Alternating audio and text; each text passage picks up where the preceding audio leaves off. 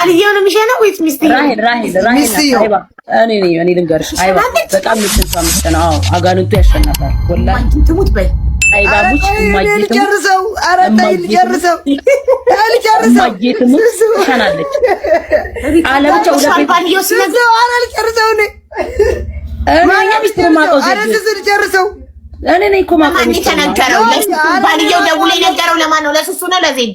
ለእኔ ማቃለው እስቲ ንገረኝ አቡዬ። እኔ ያጣፈጥኩ ልናገርሽ ያጣፈጥኩ ባልየው ዲስኮ ማለት ሆቴል እንደዚህ ዘፈን ነው የሚሰራው። ጭፈራ ቤት። ከዛ ሚስትየው ከታች ፍራሽ አላት። እንዴ ባልና ሚስት አልጋ ላይ አይተኙም እንዴ? ለምን ፍራሽ አይተኙም። ትሸናለች እሷ። እኔ ስም አልጠራሁም። እኔ ጠራለሁ። ራሄል ሽንቷን ታሸናለች። እኔ የዛኔም ካንቺ ጋር ከመጣላቴ በፊት ሪከርዱ አለ ፖስት አደረጋለሁ። ነገር ስስምነሽ ነው። ላኪልኝ ሪከርዱን እንስማው።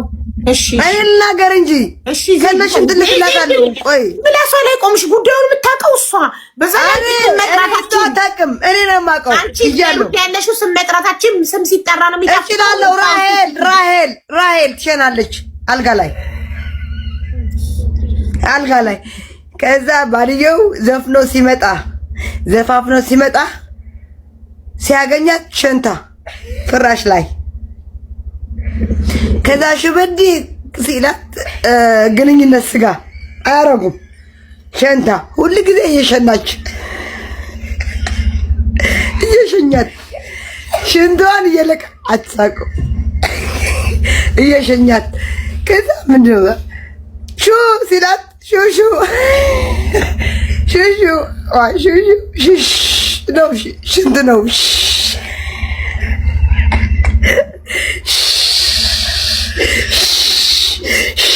በቃ ሽንት ነው። ሳቅ ነው አቡዚ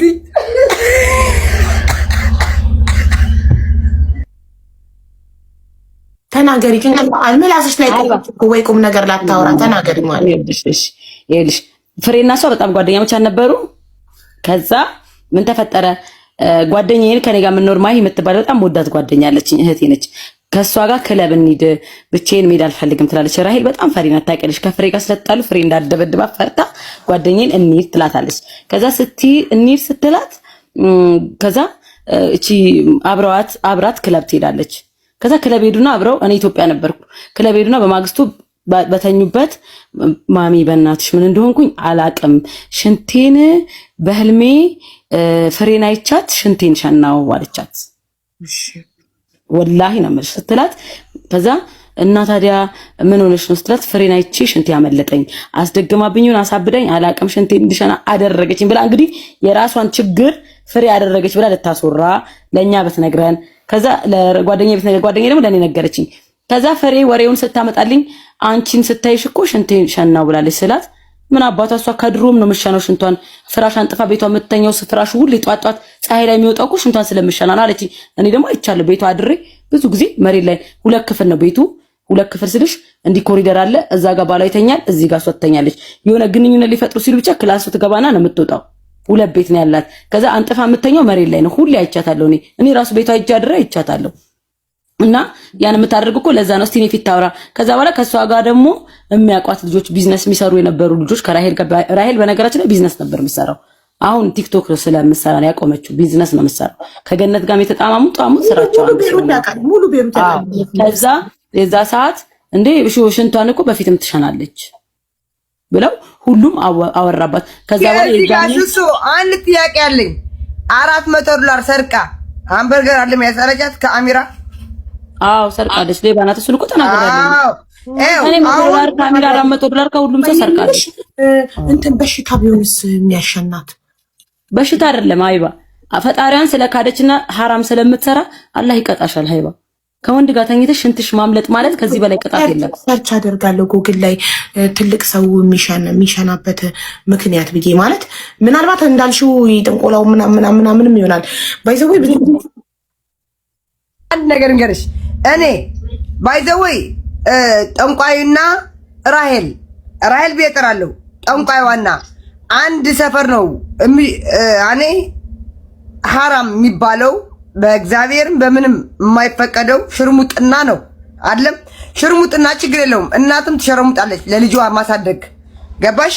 የእነዚህ ሽርሙጥና ግን ወንድ በቃ ወንድ ብዙ ነገር እኔ እናገራለሁ። እዚህ ጋር መሰላችሁ ሀቢባን ክሰሻት እያለች ትሞክር እናንተ እኔ ጅል መሰልኩ ወይ ሀቢባን ጅል ልንገርሽ ሴት እንትን ጥንቆላ በጠንቋይ የሚያምኑ ሰዎች ብዙ ጊዜ ጠንቋይ ቤት የሚሄዱ ሰዎች በመጨረሻ ጠንቋይ ወደ ራሳቸው ነው የሚገለበጥ። ወጋ አጥባቂ ሆኜ ይሁን እኔ እንጃ ነገሮችን አከራለሁ ይሁን አላቅም። ምንም ሊያስቀኝ አልቻለም። የምር አላቃትም፣ አታቀኝም፣ አትመቸኝም አክቹአሊ ራሄል። ነገር ግን አንዳንድ ስራዎቿን ሳይ አትመቸኝም፣ በሌላ ነገር አይደለምና ያው ትንሽ ታሻርካለች። ትልቅ ወንጀል ነው ደግሞ ማሻረክ፣ በፈጣሪ ማጋራት። እኔ አውቃለሁ የእናንተን እጣ ፋንታ አውቃለሁ ብላ ቪዲዮ ስለምሰራ ብዙ ጊዜ አትመቸኝም ሪሊ ማለት ነው። ነገር ግን እንደ ሰው ይሄ ነገር የሚያስቅ ነገር ነው። ጤነኛ የሆናችሁ ሰዎች ይሄ ነገር አያስቃችሁም በፍጹም።